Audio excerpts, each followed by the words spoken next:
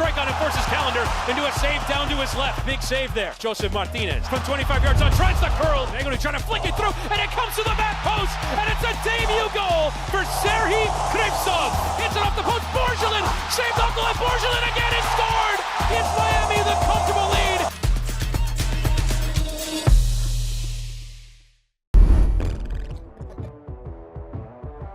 Well, this is fun, isn't it? InterMiami 4-0 winners over Atlanta United last time out in Leagues Cup. Through to the next round as group winners will take on in-state rivals Orlando City. So welcome you into the InterMiami show. Chris Wittygham alongside the former England, Arsenal, West Brom, and InterMiami defender Kieran Gibbs. Lots to get to on this week's edition of the show. We'll look ahead to that match against Orlando City, look back on the game against Atlanta United. 2 more goals for Lionel Messi as well as a new signing, and a new signing that's arrived with InterMiami as well. So lots to get to on this week's edition of the show. But Kieran, I think first and foremost, this has been ridiculously fun so far. InterMiami played 2 games. Lionel Messi gets the free kick goal in the first one, and then free scoring 4-0 win over Atlanta in the second game. Oh yeah, it was a really, really positive performance from the boys. They blew Atlanta away, especially in that first half with their clinical offensive play. They were just so dangerous on the counter-attack.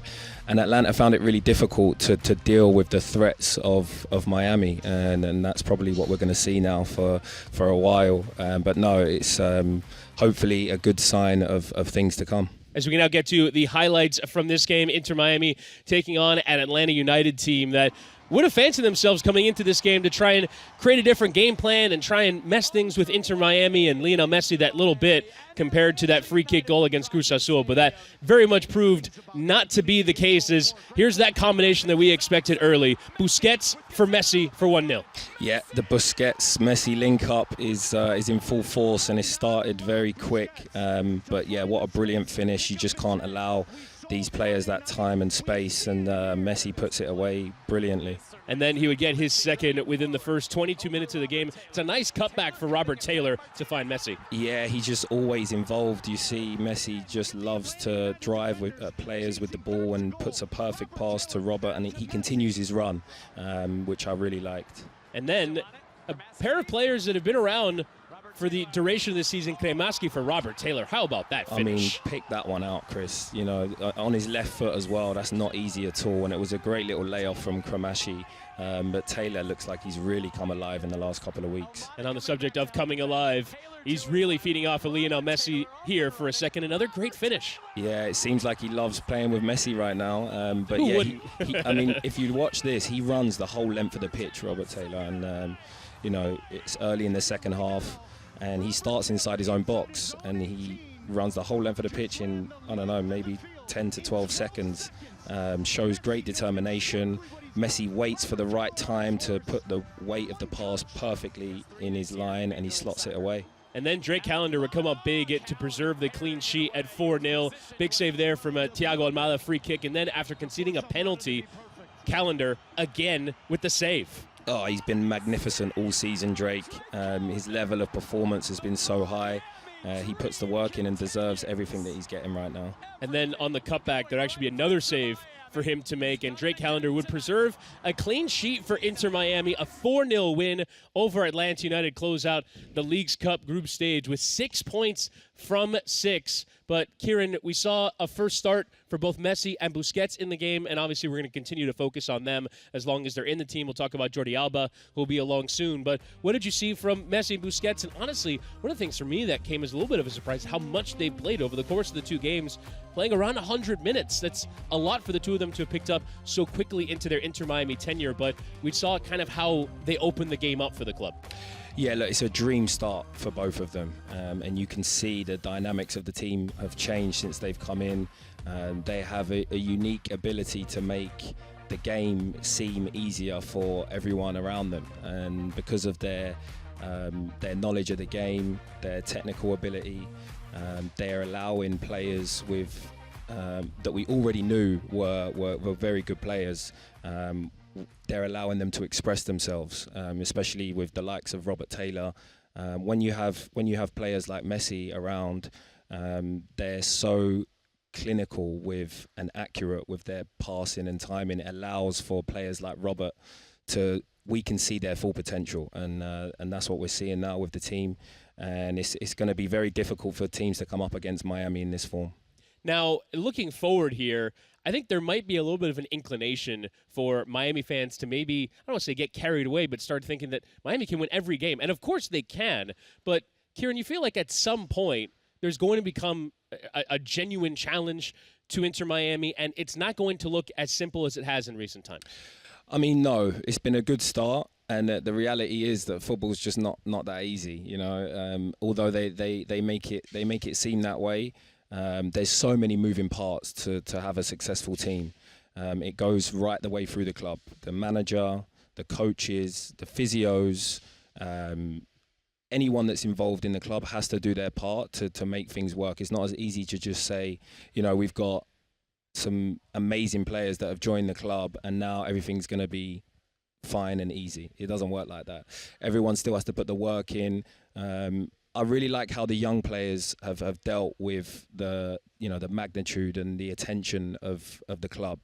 I felt like in the first game at the week against Cruz Azul, they had to adapt, especially in that first half, with just the attention around everything. But this second game, I thought they were brilliant. They seem like they're taking it all in their stride, and it's great to see, especially for the young players, and they must be really enjoying it right now.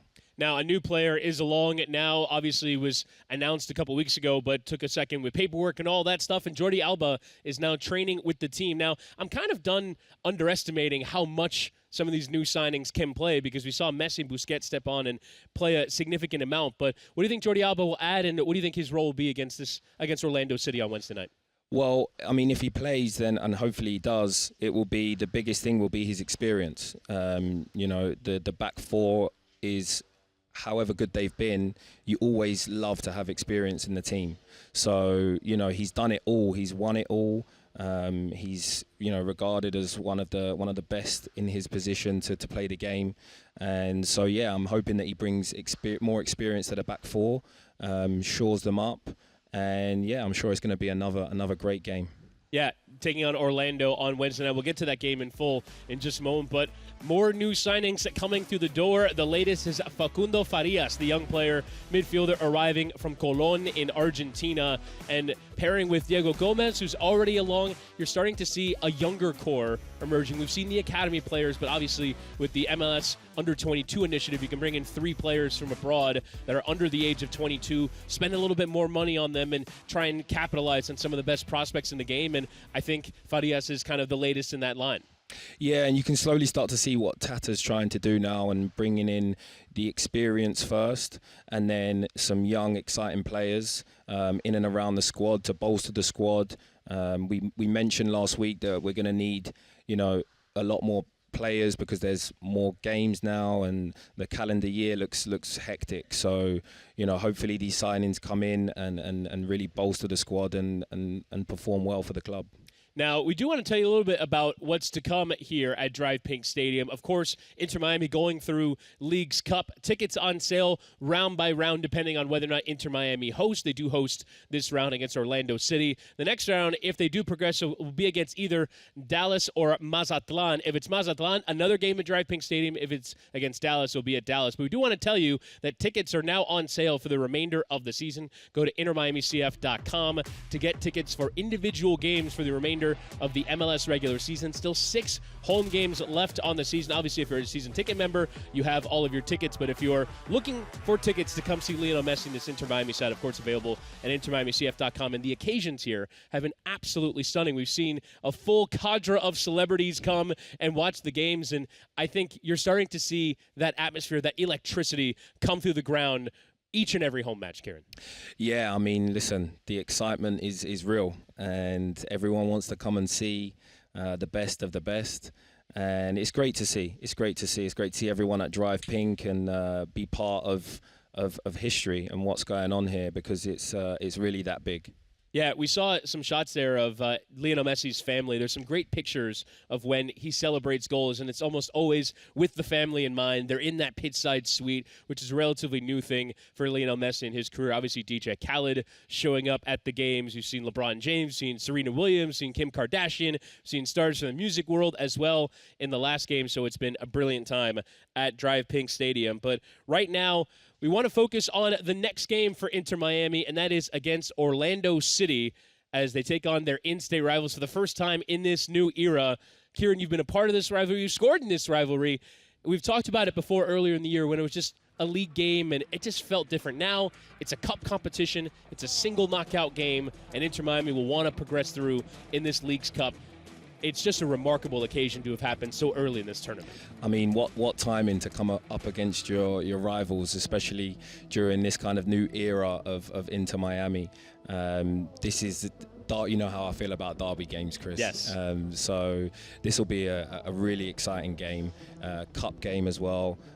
Doesn't get better. Doesn't get better. And Orlando City coming off of their win of the group against Santos Laguna, a winner late on to progress as group winners in that one as well. So a really exciting matchup in the round of 32. Before we go, I want to bring you something that we actually did a little while ago. It was InterMiami and the University of Miami Rosenstiel School of Marine Science. And we together, you and I, Kieran, we got to hang out with sharks for a day. It was an absolutely remarkable day. And we were involved in the scientific research of sharks. It was incredible. We've been sitting on this for a while. You know, some things have happened in between when we recorded it and now. But, Kieran, it was a ridiculously fun day. It was. And if the club hadn't signed Messi, Busquets, and Alba, I would have said that was my favorite day of the year. But it was super exciting and great learning as well. I learned so much that day. Now, we showed you a little bits and pieces of it before. Let's show you in full our day shark tagging with the University of Miami. Striping Stadium, this is not Gibbo. We're out of the office this week. This is our trip out to the open seas. We're going to have a go at shark tagging today, which is part of the University of Miami's Marine Science School's efforts to try and learn more about sharks and their value in the environment. Looking forward to it? I mean, wow, man, what an experience. Let's do it. Yeah, let's go learn more about what we're doing today.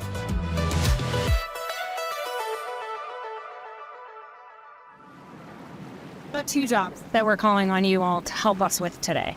One of them, tagging. Okay. The other, taking measurements. So we're going to coach you through what that looks like on a little stuffed practice shark. Hi, guys. Hi, guys.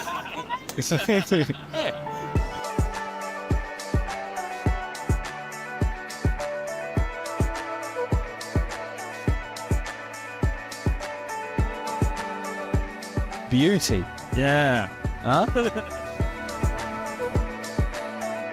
So the part of the One Planet release with InterMiami was the importance of sharks to the ecosystem. So can you tell us about why sharks are important in these? Because there's obviously a lot of fear. They're in the media so much around sharks. Why are they important, though, to the ocean? So sharks contribute in really meaningful ways to the structure and function of ecosystems.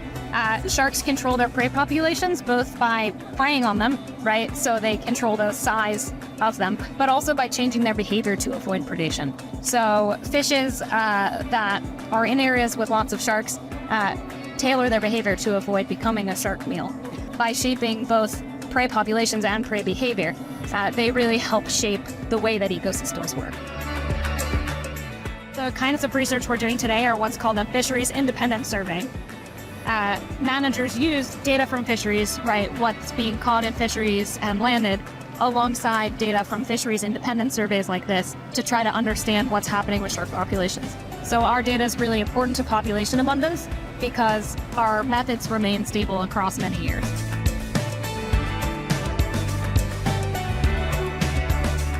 So, favorite shark today has to be the great hammerhead. I'm going to steal Kieran's answer. The great hammerhead. It was our first one. We saw a critically endangered shark today. Incredible. I think by far my favorite today was the lemon shark.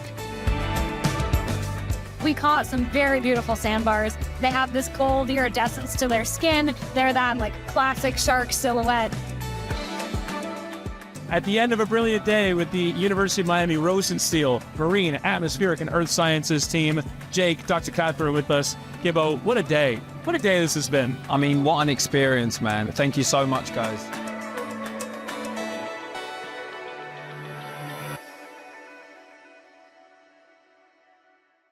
And that'll do it for us here on this week's edition of the Inter Miami Show. We thank you for joining us here on the Club Room for Apple TV, on MLS Season Pass for Inter Miami, and the Inter Miami YouTube channel. For Kieran Gibbs and our tremendous production team, my name is Chris Wittygham. That'll do it for us this week. We'll talk to you after Inter Miami's game against Orlando City in Leagues Cup. It's going to be a fun one at Drag Pink Stadium.